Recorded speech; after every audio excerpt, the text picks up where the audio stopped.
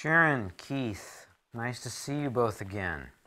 Did you both bring back your first week's homework? Thank you. Great. All right.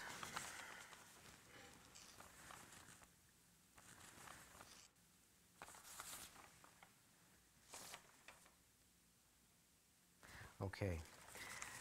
I'd like to start out this week by having you both clarify some of your answers here. Is that all right? Okay. Sharon, we'll start with you. You say here that the issue between the two of you really started in the first year of your marriage. Is there a specific event that you remember that caused you to be concerned about your relationship? It wasn't an event so much as it was me feeling lonely and being surprised by that. And I remember wondering why Keith didn't want to talk about things the way we talked about them back when we were dating. What do you mean? Well, when we dated, we would spend 2 or 3 hours in a restaurant or a coffee shop and we would just talk. That happened a lot. But in the first year of our marriage, I remember thinking, why won't he talk to me anymore? He'd come home from work, I'd ask him how his day was or try to tell him about my day, and it was like talking to a rock.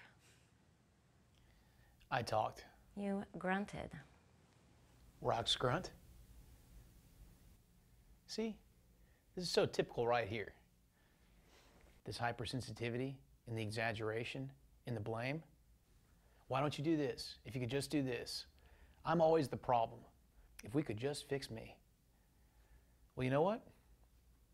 This is who I am. And if we're here to fix me, I don't really think it's worth anyone's time. Keith, you say here that on a scale of 1 to 10, you would give your marriage a 6. What number do you think Sharon had? Probably a negative number. Is that allowed? Sharon, do you remember what number you put? Yeah, a 3, I think. Now, let's first talk about your 6. Keith, are you happy with your 6? Am I happy? No. Do I gripe about it? No. Do I think a 6 warrants seeing a marriage counselor and spending hundreds of dollars for someone to tell me that if I showed more feelings, everything would be just fine? Well, would it? Would what? Would everything be just fine if you shared your feelings a little bit more? No. No, everything would be just fine if she quit trying to control me and if she quit nagging so much.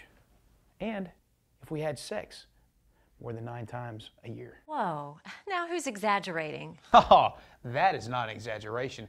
I can count the 9 times that we've had sex in the past year. Yeah, well, having sex with a stranger when I'm exhausted and my body is begging for sleep is not at the top of my list.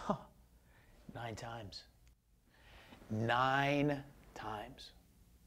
With someone who just lays there. So, this is a 6. Yeah.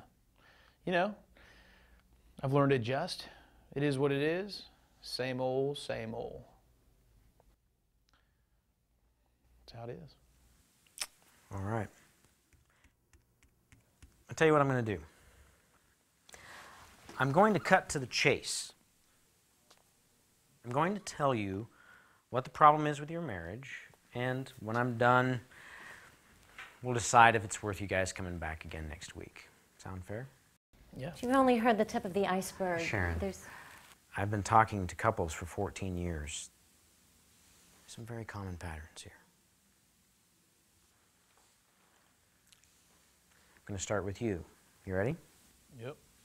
Your problem, the problem with your marriage, is you. Yeah, figured that. And the problem is you. Look, I know I'm not perfect, but... You didn't hear me. You don't have issues. You are the issue. Both of you. I don't know what you were thinking when you got engaged, but I know what most people were thinking. I'm finally going to be happy. I won't be lonely anymore. I can have sex anytime I want. You think love is this warm feeling you get when someone makes you feel special. Sound familiar? Here's the sad truth. You married pledging to love, honor, and cherish each other. But deep down, you're really thinking, I can't wait for somebody to love, honor, and cherish me. So it ends up becoming this you scratch my back, I'll scratch your back marriage. You talk to me 20 minutes a night and I'll have sex with you once a week. You take care of the house and I'll be nice to the kids. It's not marriage, it's let's make a deal. Started back in the 60s during the game show craze. Had a 14-season run.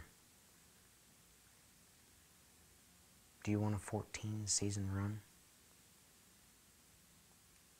You know, the only way this marriage can survive, the only hope that you have, is if each of you are willing to get to the root of it all. Have the courage to reflect on who you are and who you were created to be. All right. I'm listening. Where do we go from here?